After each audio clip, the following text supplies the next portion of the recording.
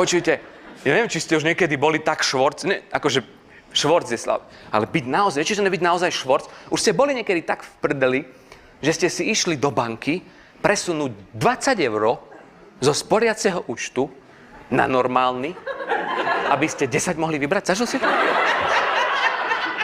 A že urobíš takú chybu, že to spravíš posledný deň v mesiaci, kedy sa cez noc odpočítava poplatok za vedenie účtu.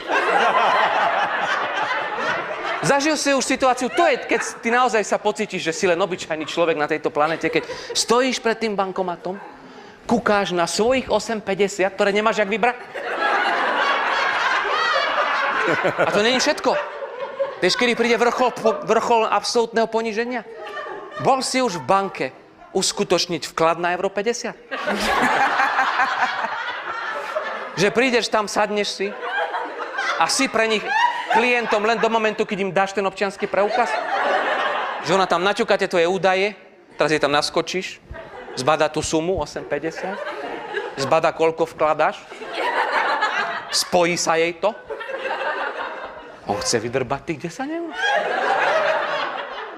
Počujte, vtedy vidíš, normálne ja som videl, počujte, v tom momente ja som videl, ako ona jednou rukou tú myštičku s tými cukríkmi posunula tak.